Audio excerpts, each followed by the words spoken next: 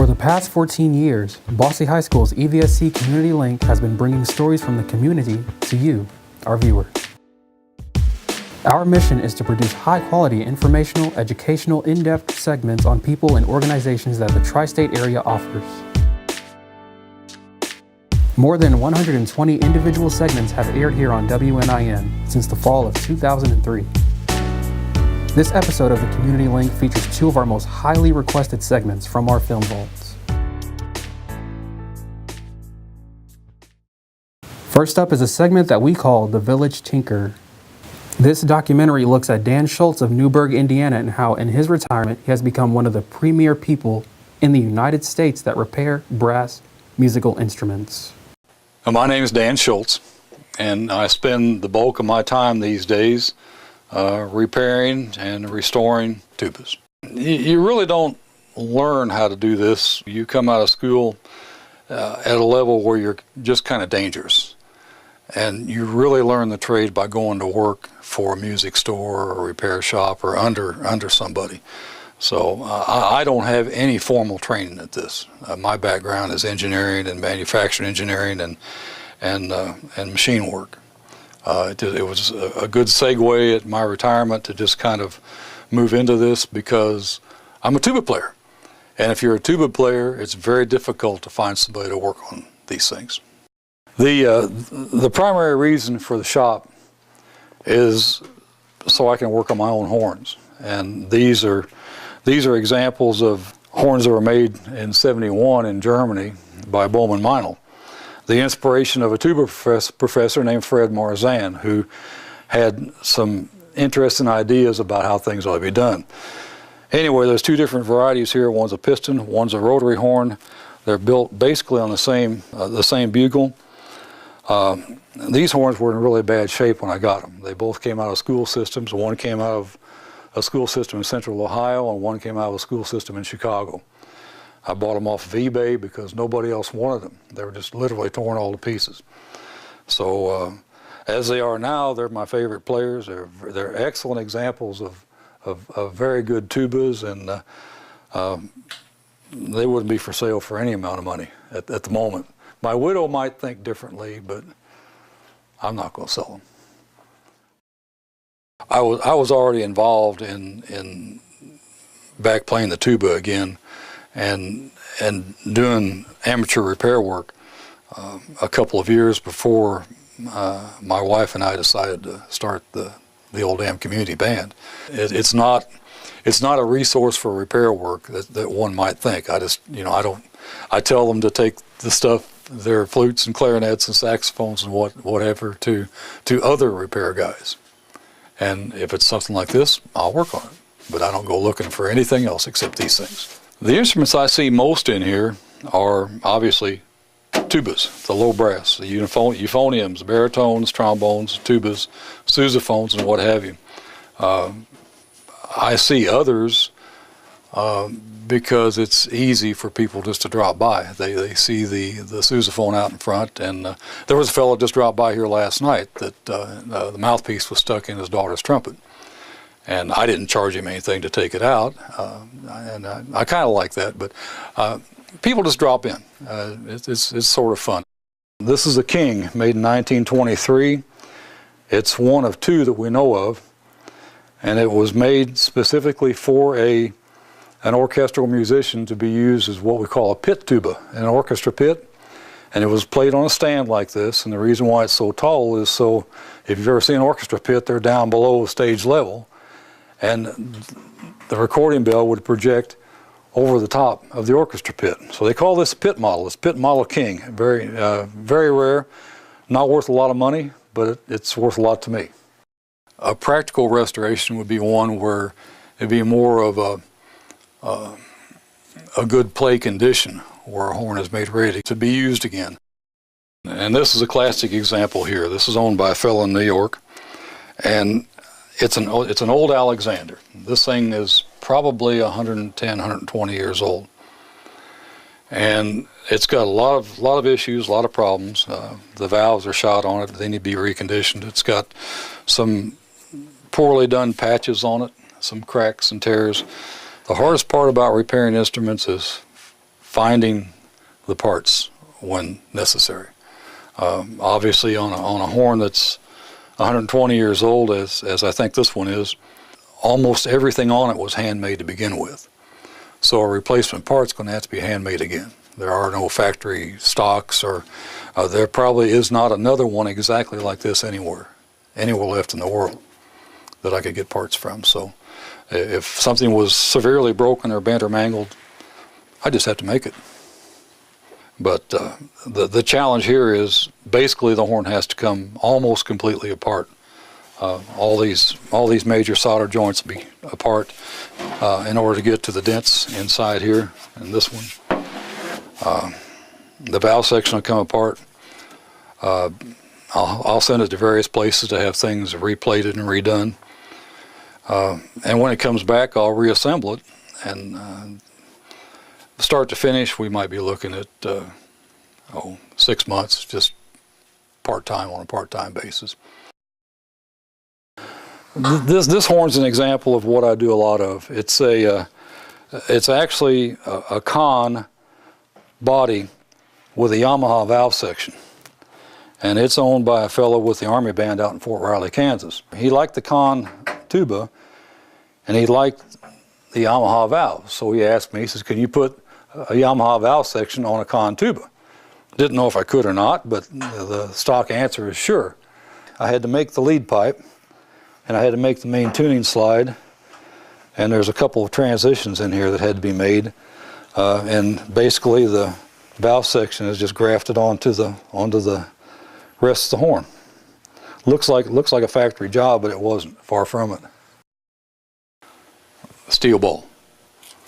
Two very powerful rare earth magnets, and there's about straight in about 400 pounds of resistance between those two. You can roll it off of there, you can get it apart, but once it's hooked up, you're not going to pull it apart straight away, and that's what makes the dent.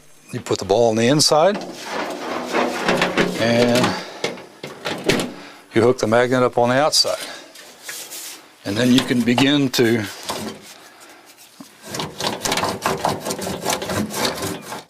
now you can see this area up here is gone. It's going to take a little more work and probably a little heat to get that to come out. Well, what's going on there is there's two layers of material. You got the brass and then you got the nickel silver, and between that there's solder. You don't really heat it up to the point where the metal's beginning to melt, but you heat it up to the point where the solder's melted. And now you can start moving stuff around because you've basically split up the 3 layers of material there. This horn sounds really bad now because I haven't been through it yet. But the older horns, now this is a legendary horn here. This is an Alexander. When I'm through working over doing a play condition on a tuba, I'll generally take it to a couple of rehearsals of bands I play with just to make sure everything's right, because there's nothing like, I mean, you could pick it up and blow it 2 or 3 times and put the tuner on it and see that it's functioning okay, but there's nothing like really putting a horn through its paces. I mean, just actually getting to know it over a couple of days before you turn it back over to somebody else. So and the really thrilling thing about that is I get to play them all. You know, I'm not confined just to the 7 or 8 that I own. I get to play all of them. This horn's another one that I picked up about 5 years ago. It's one of 2 or 3 that we know of. And what makes it so unique is the fact that it's what they call a con jumbo. It's the largest production sousaphone ever made. And you really don't get the impact of the size of this until you see the size of these final branches on this thing. Look like large pieces of stovepipe. But, you know, it's a huge horn, but it's pitched in the same pitch as this one or that one. They're all B-flat tubas. What I've got to do to it first and foremost, that I've got to address, and I've already explained to the guy that owns this horn, it's not going to do me any good to spend a lot of time taking the dents out of it if the valves aren't in good condition. A couple of little dents in a horn might not have a dramatic impact on how it plays, but you get enough of them are large enough, then it does begin to affect the sound path. Sound's kind of acoustics are an interesting study anyway. What you're doing is you're setting up vibrations in a column of air inside that horn. And if it has to, if it's disrupted by dents and imperfections inside there, then yeah, it does change things. So the first thing I'm going to do is get this valve alignment to where it needs to be, and I'll do that with a borescope, which is a fiber optic. You know, I'll shove that fiber optic cable through here, and I'll actually look at what those valves are doing and make the adjustments. And once I've got everything, you know, the ports all in line, and I've determined that there is a lot of play in these. I have some mechanical things to do to it besides that. What's going on inside that rotor has to seal. Basically, the air path has to seal. And if they're worn too badly, then I'll have to take this valve section off and ship it off, and I'll have it replated and redone on the inside, things you can't see. Well, I'm done with it. For starters, all this will be gone. All that'll be gone smooth. There's a tear back here that will have a patch over it. These dents will be gone. The dents in the lead pipe, they'll be gone. Virtually every dent that you can see on there will be gone when this thing is ready. That's the gist of what I enjoy doing most, is just taking these old things apart and making them work again. Up next is an interview with children's book author and illustrator Christy Valiant.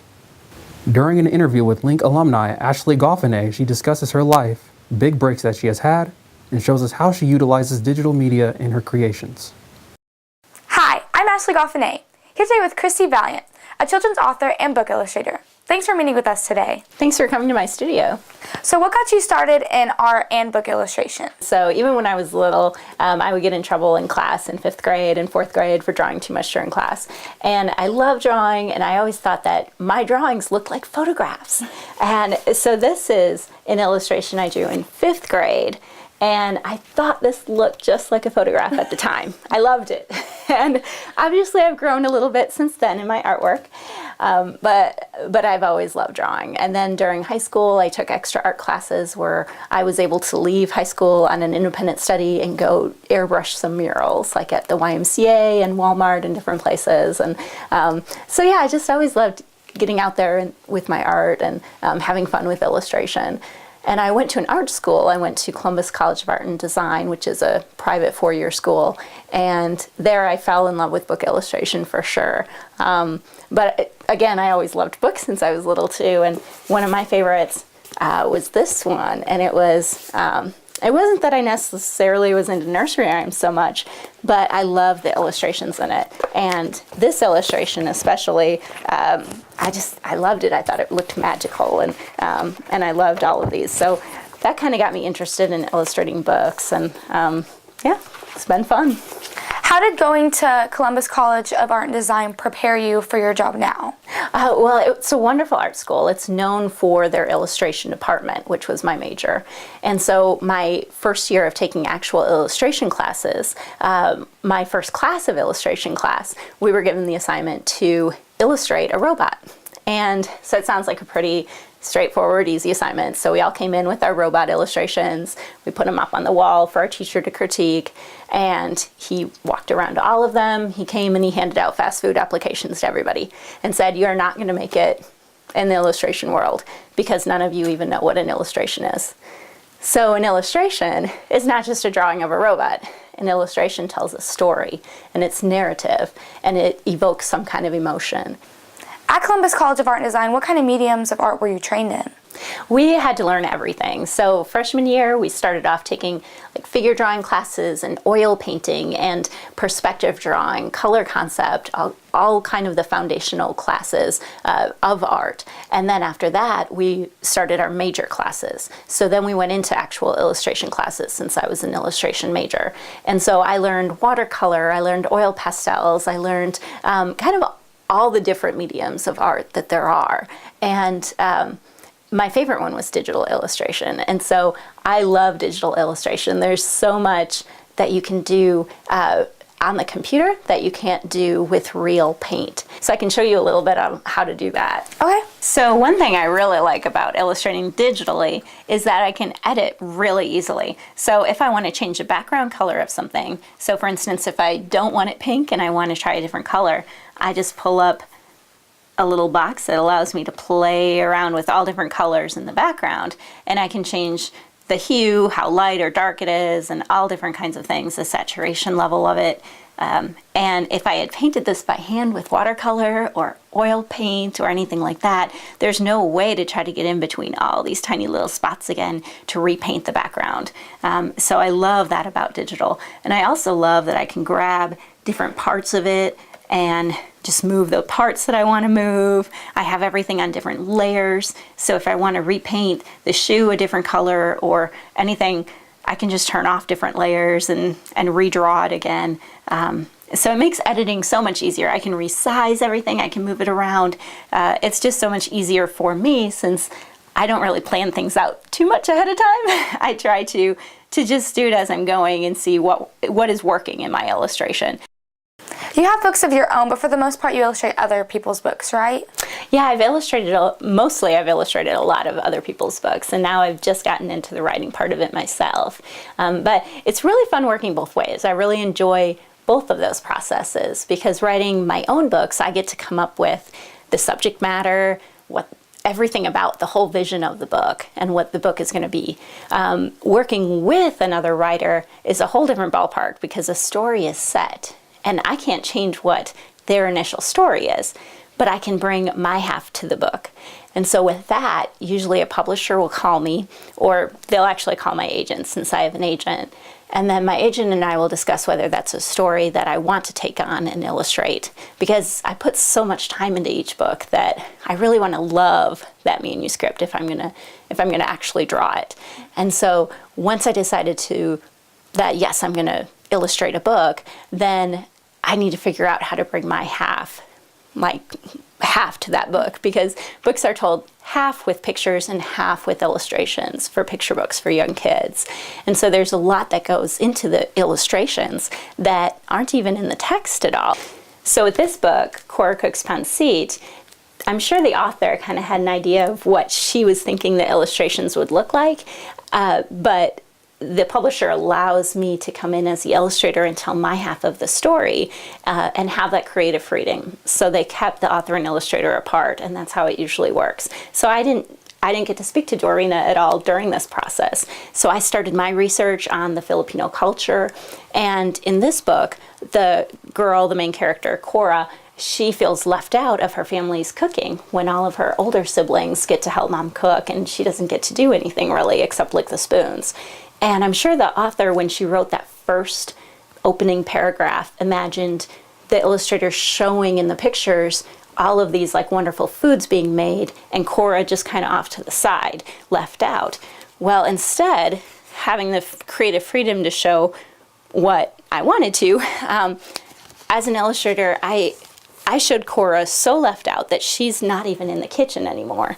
So she's out here outside of the kitchen licking her spoon, and she doesn't even get to see the wonderful food that they're making because that's how left out she is. And another thing I brought to this book is I added in a character that wasn't in the text at all. So this little dog, he shows up on nearly every spread, and he's bringing more and more toys to the little girl Cora because he wants to play with her. And he feels left out as well. And so it's kind of adding another level to this story through the illustrations only, showing this other character feeling left out too. Do you add any personal touches to the books you illustrate? Yes, I usually try to add in a monkey or a hippo or a mouse or all three into my books. And some of them I do actually add all of those things in. And so some, they're main characters. There's monkeys and hippos in Penguin Cha-Cha. But I did also add in my signature little mouse in here as well. And he's pretty tiny down here. He kind of blends in. But I thought those kind of touches are fun for kids to find. And when I was little, my dad used to call me Mouse, so I like adding that little touch in. My process of illustrating a book When I am working on the story itself, I work very visually. And so for me, I might have an idea of my story, but until I draw it all out, it's hard for me to really get that story down and set. So I'll draw what are called thumbnails, and they're just small little sketches showing about the size of a thumbnail, just showing kind of little line drawings of what's going to be in the illustration. Okay, so part of my thumbnails, I have this alligator in my thumbnail, and I'm going to redraw him a little bit better down here to be able to show my editor or to show my agent what this alligator would look like. So I'll add another layer to this, and first off I start with just a real basic scribbly line, and I bring up some real alligators so that I kind of have an idea of what they look like and where their eyes are, how they're placed, how the bridge of their nose is.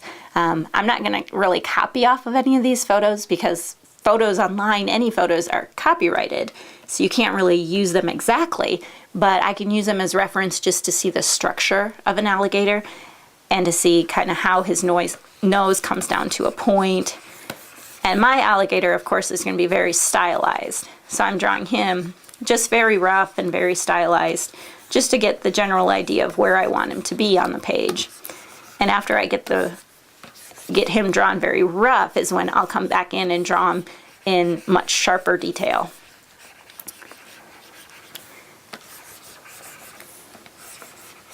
So if I have him drawn pretty rough like this, then I'll bring in another layer. And my lower layer I can set to just be very light. So now when I draw this time, and I'll draw it heavier and darker this time, I have an idea of what's underneath and where things should go. So once I get a final sketch done with just the sketch, I send those to the publisher, and the publisher will ask for any revisions that they need, and we'll talk through the revisions and make sure it's something that we're both comfortable with, and then I'll go into the final paintings from there. And after I have the final paintings done, then I'll send those to the publisher, and at that point we can still change things, and sometimes that still happens after I receive back kind of the look of what the whole book is going to be. Sometimes we need to move something in one drawing or take something out of the drawing, and I'm still able to go back into it and edit it very easily online too. So yeah, that's my process of creating illustrations. I understand you just got finished illustrating a book for Danielle Steele. What was that experience like? It was a lovely dream. It was so wonderful. Normally I don't get to meet the authors. That, as I said, like the publishers keep the author and the illustrator separate. But in this case, I was able to meet Danielle Steele at her apartment in Paris. So the book that I illustrated that she wrote, it's a picture book for young kids, and it takes place in Paris. And the main character is based on Danielle Steele's own little dog named Minnie, and she's a small little teacup chihuahua and super cute. So I wanted to go to Paris before I would draw Paris, because I know Paris would be so different than here, and I wanted to make sure that I really had the real feel of Paris in my illustrations. So my husband and I took kind of a second honeymoon and went to Paris and got to taste all these pastries, and it was an amazing trip. And so Danielle invited us to come to see her while we were there as well, and I got to play with her and her little dog, and got to meet the real Minnie and take hundreds of photos of her. And it was just such a delight. Danielle was so friendly, so gracious, and she's been so sweet, just emailing to chat, and just a sweetheart. So it's been a really neat experience with that book. What kind of advice do you have for people that are aspiring to be authors or illustrators? The biggest thing is read books in the kind of books that you want to write or the kind of books that you want to illustrate, because you need to know what's going on in the market, and you need to know what is selling and what is marketable, what's working out there right now, what's winning awards, what maybe isn't winning awards but is really popular. And kind of figure out from reading all those different books what kind of books you love yourself. So those are a few of the things. You just have to really love books to get into this as a career. And if you don't, if you just think it'll be a fun hobby, It can be, but then it's not really a career at that point. You're probably not going to get published then. It's just really hard to break into the world of children's publishing. But once in, it's a lot of fun. I love it. Thanks for meeting with me today, Christy. Thank you so much for coming to my studio. With the EVSC Community Link, this has been Ashley Goffinet. We hope you enjoyed the show. Tune in next month for a new episode of Bosse's EVSC Community Link.